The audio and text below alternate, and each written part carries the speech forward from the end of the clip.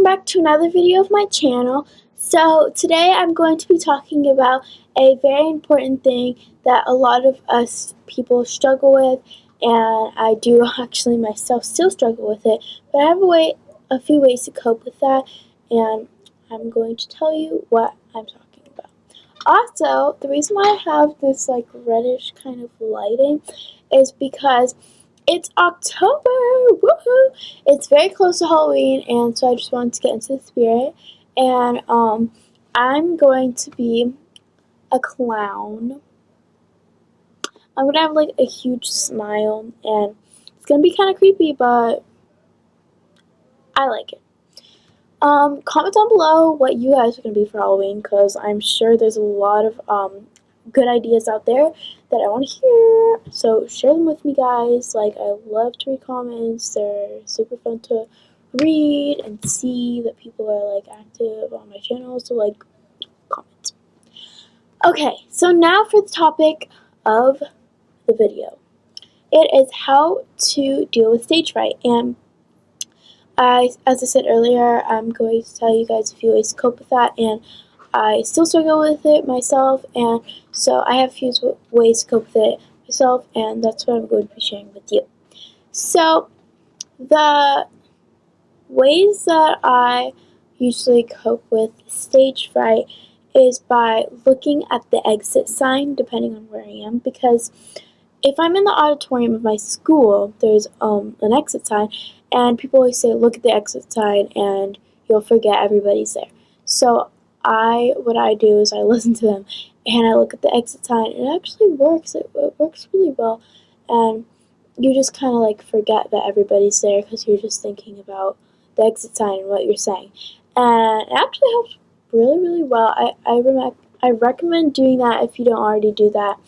But if you don't do it in a place where there's an exit sign, then I recommend the next thing I would think about is maybe just looking at maybe one of your family members, because I know sometimes they can cheer you up, and if you look at them, they'll make you happy while you're talking.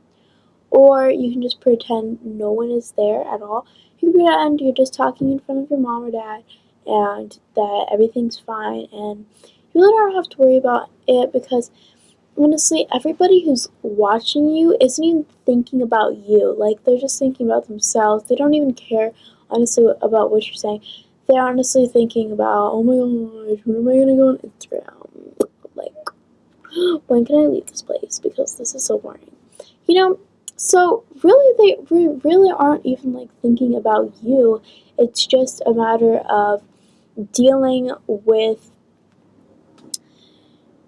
how you feel, not how they feel, or how they're going to judge you, or what they think about you. It's about you and only you, and you just pretend that they're not there, because really they basically aren't in their head. They're not actually there, because they're not even thinking about what you're saying.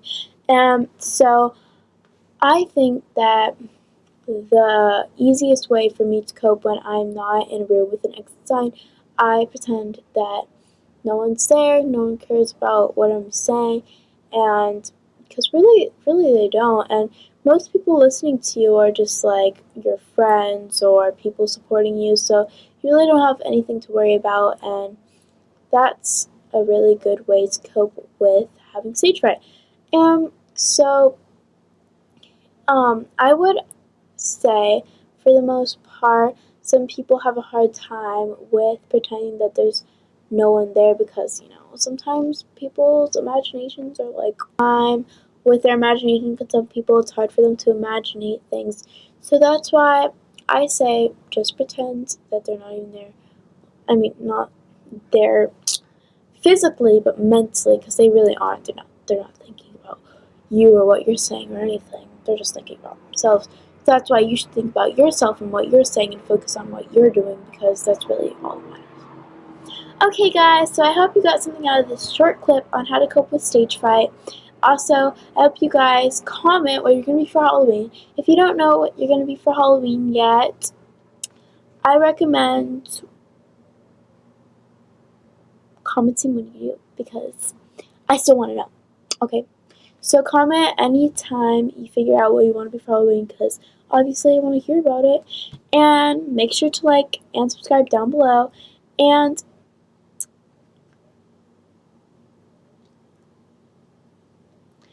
yeah, see you guys next time. Bye.